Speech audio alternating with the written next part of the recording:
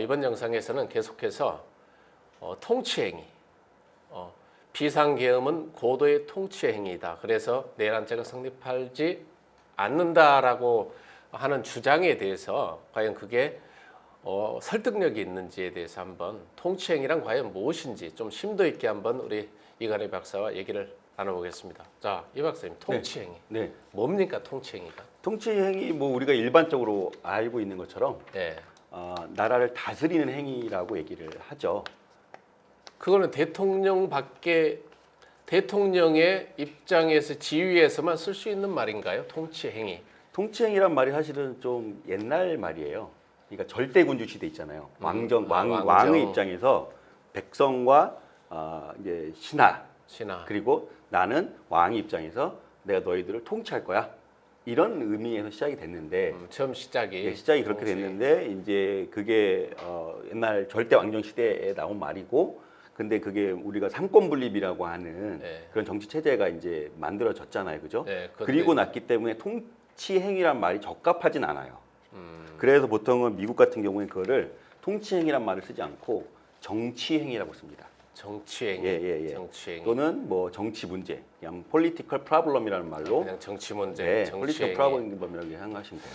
좀 고루하긴 하네요. 통치라고 하니까 너희들은 나의 통치를 받는 사람이야라고 하는 어떤 그런 관념을 내포하고 있네요. 이게 이제 오해를 사기 쉽죠.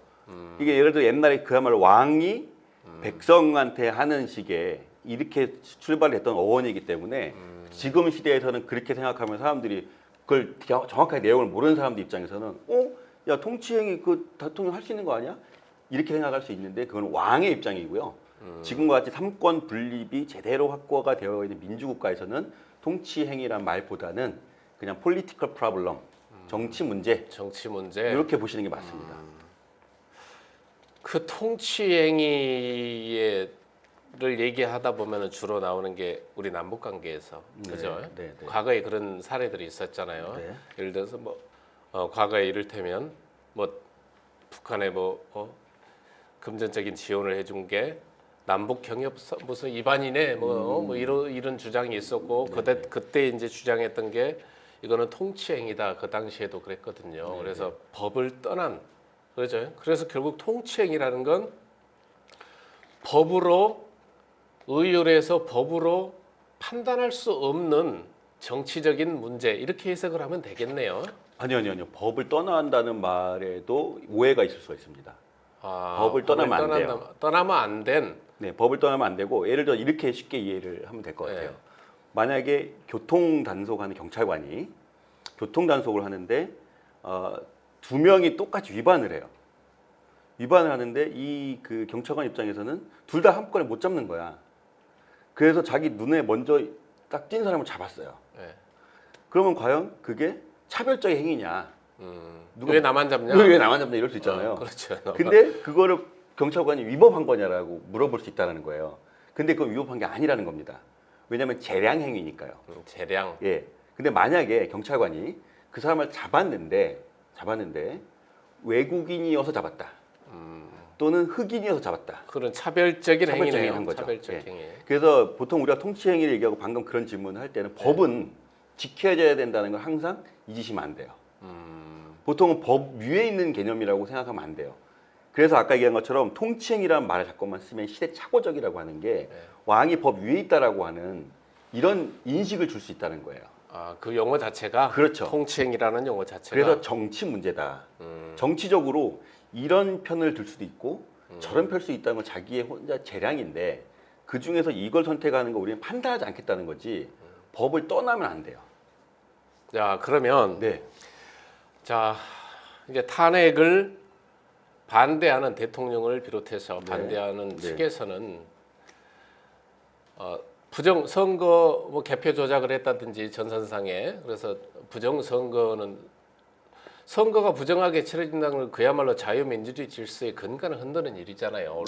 사실이라고 하면 그런 게 있었고 그리고 또 야권에서도 또 수시로 발목을 잡고 또 탄핵을 하고 장관들이라든지 뭐 이렇게 해서 국정을 운영을 불가능하게 하고 그 두 가지 중에 좀 더 이제 좀 사안을 중하게 보는 게 아마 거기 그거 같아요. 부정선거. 그래서 중앙선관위를 갔었고. 근데 그래서 자유민주주의의 근간을 지키기 위해서 내가 계엄을 했고, 이 계엄은 정당할 수밖에 없는 게 바로 이러한 거기 헌법적 질서를 유지하기 위해서 내가 한 고도의 정치적 행위이기 때문에 잘못이 없다라고 주장을 할 거란 그럴 수 하고 있죠. 지금 이제 그렇게 주장을 하고 있고, 주장을 또 할수 이제 있죠. 예.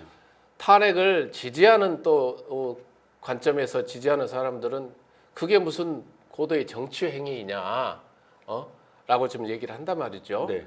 그럼 우리 이 박사께서 말씀하신 것처럼 그것도 법률의 안에 테두리 안에서 생각을 해야지 네. 법을 완전히 벗어난 행위에서 통치 행위를 이해해서는 안 된다. 지금 아까 그렇게 말씀하신 거잖아요. 그렇죠. 예를 들어서 이게 저는 아까 지난번 우리가 그 내란죄 처음 시작할 때 예. 무지의 베일이라고 말씀드렸잖아요. 예, 예. 이건 정치 문제가 아니라는 겁니다. 정치라는 문제는 내가 소불호를 가지고 선택할 수 있는 문제지만 이건 법률적인 강의를 지금 하는 거잖아요. 그죠?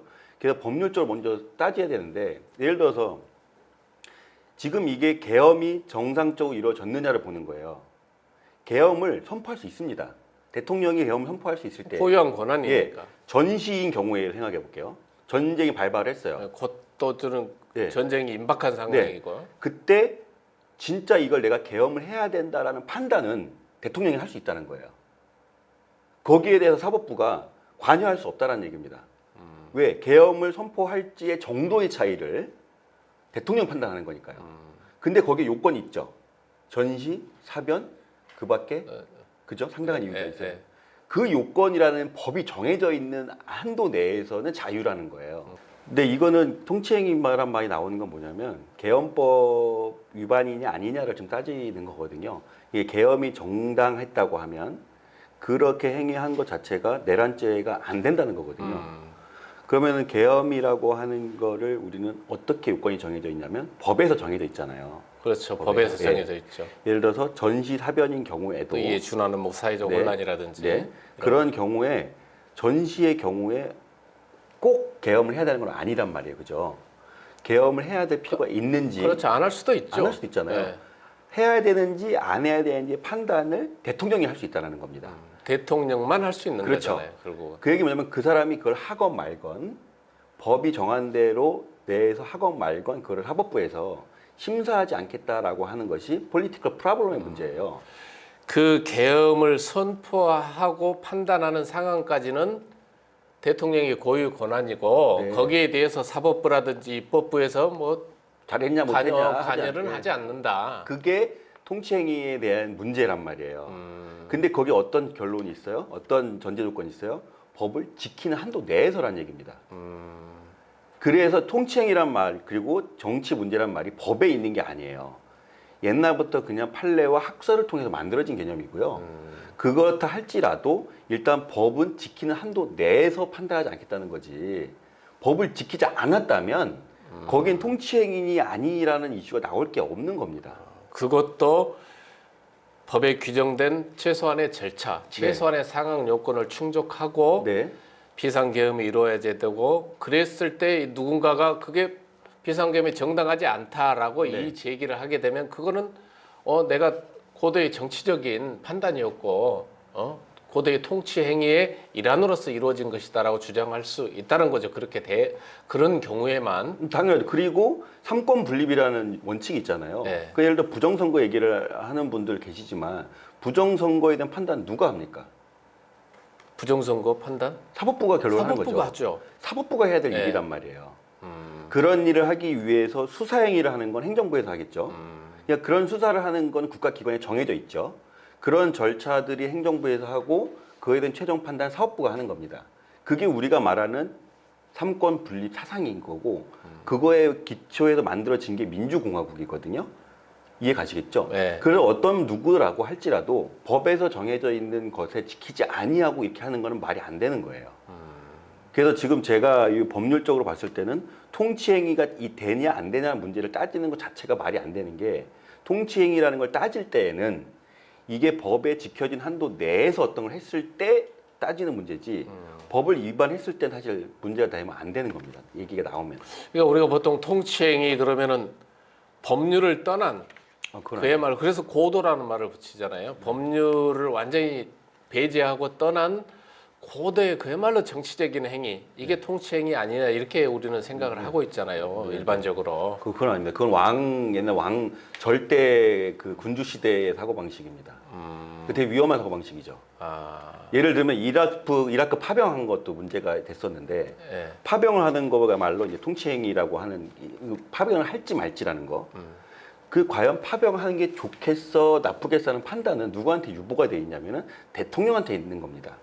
파병한 걸 가지고 사법부에서 야 너 잘했니 못했니 따지지 말란 얘기예요. 그걸 우리는 통치행위에 대해서는 사법부나 여기서 관여할 게 아니다라고 얘기를 하는 게 그럴 때 얘기를 하는 거지. 그냥 불법적으로 예를 들어서 이제 이라크 파병한 게 아니라 암살단을 조직해서 보냈어요 이라크에. 그러면 살인이잖아요. 그렇죠. 그거는 통치행위란 말이 나오면 안 되고 그냥 살인죄예요. 이걸 좀 법률적으로 구분을 해야 사람들이 이해를 하는데 그건 것이 이런 그 설명하는 목적이 그거잖아요. 그죠? 우리가 이제 일반 시청자분들한테 정확하게 알려드리고 그걸 기반으로 주장을 해야 되는데 그게 없이 그냥 하다 보면 이게 정치적인 논쟁이 돼버리는 거죠. 자, 그럼 이번 사안을 우리 이 박사께서는 네. 쭉 보시면서 자, 한번 결론을 한번 네. 결론이 틀릴 수도 있고 그잖아요. 결론이 맞을 수도 있고 뭐 두 가지만 제가 한번 여쭤볼게요. 이게 그야말로 자유민주주의 질서를 회복하기 위해서 한 불가피한 조치였다라고 보시나요? 사회 혼란이라든지 극도로 결란돼서 내가 어쩔 수 없이 했다라는 게 설득력이 있다고 보시나요? 전혀 법률적으로는 없다고 봐야죠. 법률적으로는? 네, 왜냐하면은 그거는 정치적으로는 모르겠어요. 왜냐면 저는 정치인이 아니기 때문에. 예를 들어 이 똑같은 행위를 제가 했다고 했으면 어떻게 되겠어요? 당장 감옥에 들어가요. 그렇죠. 그 얘기입니다. 보통 우리는 자꾸 왕이라고 생각하는 거예요. 누구를 보면. 저 사람 할 수 있다. 그게 아니라 내가 일반 시민이 내가 못하는 거면 대통령도 하면 안 되는 거예요. 그게 우리가 말하는 법치국가라는 게 그 얘기입니다. 그렇지 않으면 법치국가가 필요 없잖아요. 근데 마치 저 사람이 하는 거는 되고 내가 하면 안 되고 이거는 법치국가가 아니죠. 알겠습니다. 네. 그러면 저 마지막 네. 통치 행위냐? 네. 이게 그야말로 통치 행위라고 우리가 네. 뭐 아까 계속 그 부분에서 풀이해서 말씀을 하셨지만 네. 통치 행위인가라고 물었을 때 통치 행위인가 아닌가에 대한 결론적으로 다시 한번 그 부분에 이제 우리 이 박사까지 가지고 계시는 생각 네. 그 테두리 내에서 한번 다시 한번 마지막으로 말씀을 일단은 통치행위라는 말 자체가 아까 설명드린 것처럼 옛날 시대착오적인 말이고요. 이걸 현대 말로 하면은 정치 문제, political problem이라고 해서 이런 정치적인 문제는 삼권 분립이 되어 있는 이 나라에서는 사법부는 행정부나 행정수반이 하는 그런 정치 문제에 개입하지 않아요. 그건 맞습니다. 맞는데 그건 어디에 한도돼 있냐? 법 위에 올 수는 없고요. 법이 허용한 내에서만 되는 겁니다.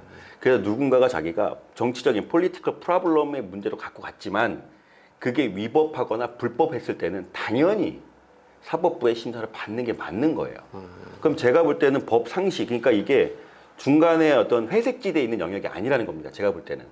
명백하게 이거는 정치 문제라고 얘기거리가 안 되는 사안이기 때문에 그렇게 얘기하는 거는 법을 제대로 이해하지 못하거나 또는 알면서도 선동하려고 하는 그런 게 아닌가라는 생각밖에 들지가 않아요. 네, 알겠습니다. 뭐 짧은 시간이었지만 워낙 2024년 참담한 그야말로 연말에 일이 벌어져서 두 가지가 벌어졌죠. 비상계엄이 있었고 그리고 최근에 얼마 전에 있었던 그 큰 인명피해 사고가 있었습니다. 2024년 12월은 아마 저뿐만 아니라 모든 국민들이 평생 잊히지 못할 그럴 달이 아닌가 될 것 같습니다.